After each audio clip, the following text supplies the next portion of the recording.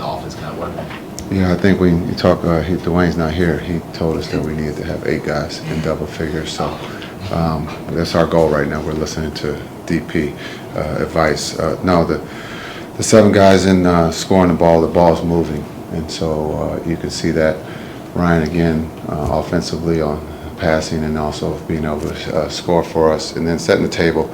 He had 1 turnover today. He's probably upset about that one. But just the calmness, as we talked about before the game, and then the bench scoring with Clay coming off the bench and giving us a spark was big. And then can you kind of explain the Miami Heat defense? They kind of had I think it was Wiggins on Nembhard and Mitchell on Flagg. What do you think that they're just in the zone. And so to explain, they're just trying to slow us down. And we kind of went into punt formation there in the fourth, where we're just running the clock down, shoot it with 2 seconds. So to their credit, their zone worked, slowed us down. We have to be better. We had some turnovers in that zone. So, but a lot of good things still to keep the lead. Miami's a very good team, and they put a lot of pressure on your defense. And I thought we kept the pace at our pace, being able to run when we had opportunity, and then making them work on the defensive end. A little less than 2 minutes left. Cooper has mid-range jumper, block, then the score right at the rim. And what do you think about him already just making all of these kind of winning plays already? Yeah, we talked about that before too, right? The clutch, he's been big for us. We've leaned on him on both ends of the ball, understanding offensively being able to score, and then defensively coming up with a big block. And he makes winning plays, not just in the clutch, but throughout the game. Another good game for him, understanding getting in foul trouble. He played with 3 fouls. We trusted him that he could play with 3 fouls, and he did a great job there in the first half. You alluded to it before the game, but how much better does Davis look now than, training camp and the early part of the season? He looks great. He's moving, I think, a lot better. I think he's comfortable. Again, being able to defensively block shots and rebound for us, and then be able to guard one-on-one, and where we don't have to go double team is something that we enjoy. But his skill set offensively, again, being able to get the foul or be able to come up with a basket for us down the stretch was big. What does having a true point guard like Nembhard on the floor do for this offense? It does a lot. I think I keep saying we talked about this before the game. The Miami game, I think, has set the tone for him and for us, being able to play at that level, make plays for his teammates and for himself, and his teammates and the coaching staff trust when he's out on the floor, and you can see that.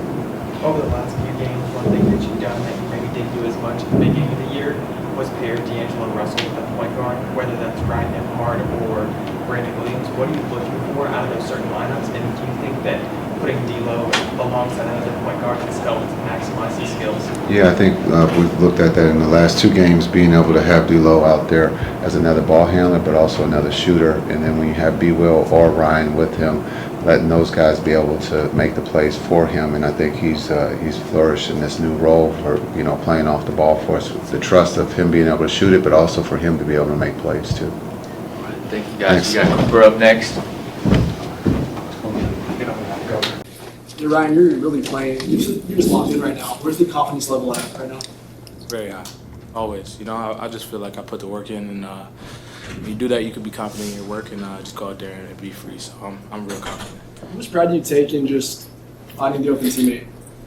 Yeah, I'm just trying to make the right play out there. We got a bunch of talented guys on the squad, and give them the ball on time, on target, they're gonna do the rest. So that's definitely a point of emphasis for me. Earlier today, Coach Kidd said that you have the ability to calm the group. I mean, I was kind of looking at, you're giving an assist to Clay, AD, like they're connecting with you, smiles on their face. How are you building this relationship with vets in the league? Yeah, I think relationships start off the court, and chemistry starts off the court. You gotta build that trust with guys and get to know them and understand how they work and how you can communicate with them. So that's where it started. Started training camp and every day when we were in the gym together, and then from there you could talk to them a certain way on the court. So definitely building a good relationship with a bunch of these guys. And I think one thing people talk a lot about with Cooper is just competitiveness. Just from what you've seen in person, what do you think about the competitive fire, the will to win that he's got? High level. He's done it for his whole life. Montverde, he didn't lose. Duke, he barely lost. I'm sure he didn't lose when he was in Maine. So he does it on both ends of the floor consistently every single night, and that's special for an 18-year-old. Like, people forget he's 18. Like, he shouldn't even be here right now. So it's crazy for what he's doing.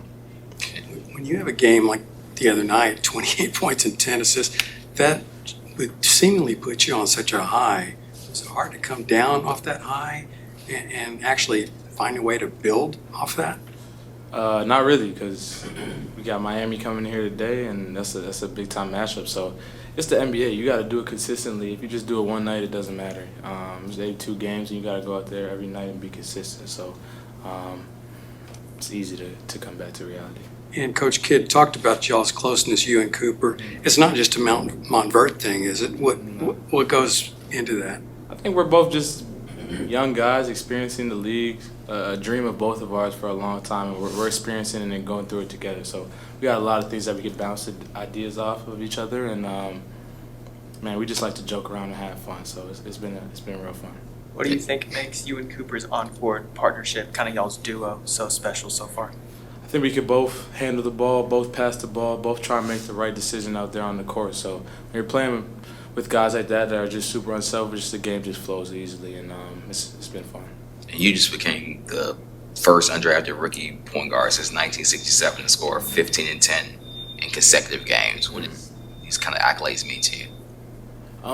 It's nice, it's a blessing. Obviously, it shows that my work is paying off. But like I said, you gotta be consistent in this league, man. And I'm trying to play in this league for a long time, so I want to be able to do it night in, night out. Miami's one of the fastest teams in the league, 106 possessions for 48 minutes. What was your assessment on their pace of play, and then how did you respond to that? Yeah, I think their pace of play is they try and play fast. They don't really run a lot of ball screens. They try and just drive gaps and make plays off that. I mean, we played them last week, so quick kind of understood a little bit of what they did, and I think our coaches do a great job of getting us prepared and understanding the game plan for what we got to do. With you starting at the 1 and Davis is now back in the lineup, what have you thought of that dynamic when you're running different actions with Davis, and how does he make the game easier for you, and how do you think you make the game easier for him? Yeah, I think he makes the game real easy. He MVP caliber player. You could just give it to him in the pocket, and he's gonna do the rest. He got a lot of game in that mid-range area. He can score at the rim. He can get fouled. So he does a lot of things, and I'm just trying to get him the ball at the right time, man. I don't know if how much easier I'm making his job. He's a great player, and he's been doing it for a long time. So I just try and do what I can to help everybody out and win games. Yeah, one more question. So you're just out there playing and enjoying yourself. I'm sure you don't think about this while you're playing, but off the court, do you think about the business side of this, that you could be forcing the Mavericks into making a business decision? I mean, 50 games is going to run out pretty quick at the rate you're going.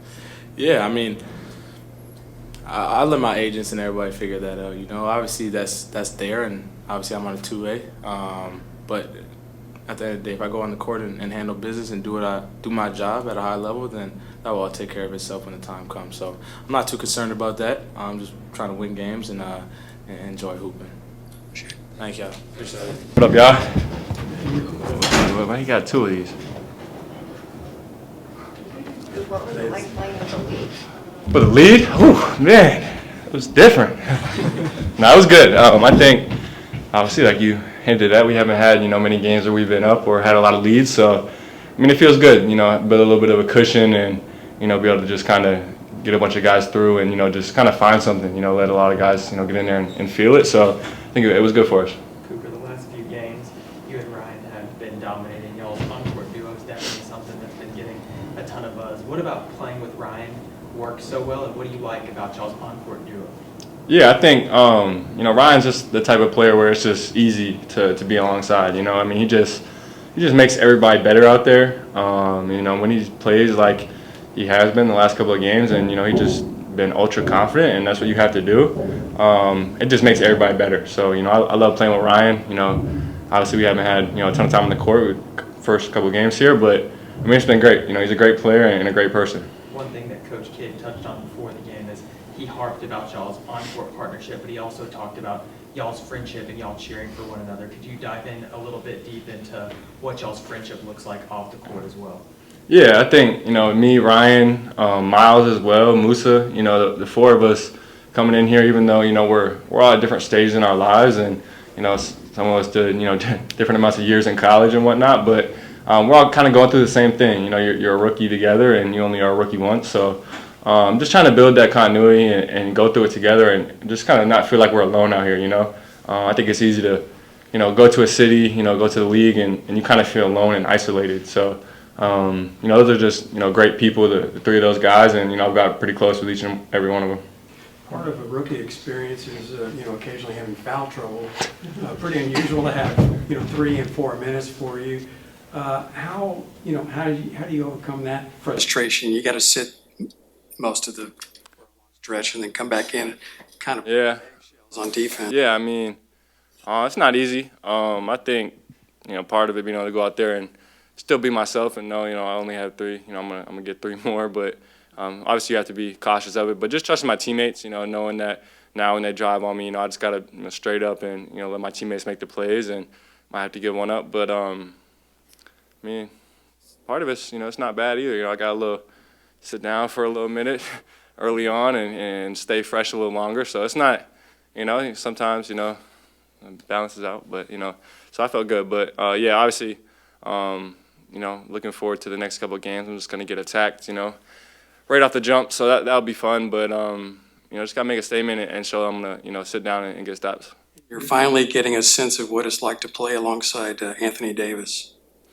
The biggest. He's great. It's so much better for us when he's out there. I mean, obviously, the caliber player he is. And, I think just between him and Clay on the court at the same time, the amount of gravity that those two guys have of just pulling defenses toward them and, kind of just creating space out there. I mean, it's huge for me. Guys are going to double him, and now I'm, finding cutting lanes and, kind of playing off him. It's been a treat for me to kind of, be alongside him, and he just made our team so much better.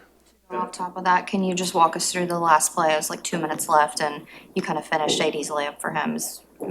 How'd you see that play? Yeah, like I said, AD's an incredible player, and he just, the type of guy just makes the right play. So it's so easy to play off him, and he made a drive, man stepped up, and just right place, right time, and was able to finish it off for him. So it's just it's fun to be out there with him. I want to talk about your shot selection too, because it seems like you don't force a lot of shots. Like you genuinely make the right play normally all the time. So what's your process like? Because we asked Coach Kidd, he said sometimes you're asking questions of, hey, am I shooting too much? Am I not shooting enough? What's that balance been like for you? Yeah, I think. A lot of people told me I was being too passive early on, and there was some games where I was being too passive. But just that level of confidence, my coaches and my teammates have that in me, and they're telling me that I need to be out more aggressive and assertive. That it's just, it makes it easy for me to just be myself, and just go out there and get to my spots and get my looks that I want to get off. And I know when I take the shot that I want to get on each possession, that I'm going to live with the outcome, make or miss. Your shooting's been great last few games. Is it just coincidental, or does having Anthony out there open up those new opportunities or better opportunities? Yeah, just like I said, it's easy to play alongside him. The gravity that he has, and so just playing off of him. I think everybody feels a lot better when they get a couple easy looks early, and just to get a backdoor cut pass from him, or just an easy one early. Off his gravity, it just helps me a lot just to get going in some of these games for sure. You knew your career was going to start without Kyrie, but that was about a month without AD. How do you think you sort of handled that and handled sort of maybe more of the load being on your shoulders? Yeah, I think I learned a lot. I think I learned a lot throughout that period, and as a team, I think we learned a lot as well. Obviously, it wasn't the start we were looking for, hoping to have, but I think it'll give us a lot of gratitude moving forward if we can, find success and we can think back to, a really rocky start. So I think we learned a lot. I learned a lot personally, and just I think I grew a lot in that time period as well. And hopefully I'm going to continue to grow and keep getting better going forward. Whether it was zone switches or traps, just what did you guys see in the film from the last game that helped you adjust in this game to come up with the victory? Yeah, they play with incredible pace. So first thing that we wanted to do tonight was just stop their transition looks and kind of limit as many as we could of just getting back on defense and slowing them down. And then besides that, it's a lot of one-on-one defense, playing against them. They're a team that just moves the ball and will break you down one-on-one. So it's just a lot of, taking pride in guarding your man and getting stops. But, I think we did a good job of just helping each other out, being in our gaps early to show and go home. And just trusting each other in that way. Cooper, a fun one after a win. Who was on your Spotify Wrapped? You said what? Spotify Wrapped or Apple? I don't listen to a ton of music, so I'm not even really sure. Thank you, guys.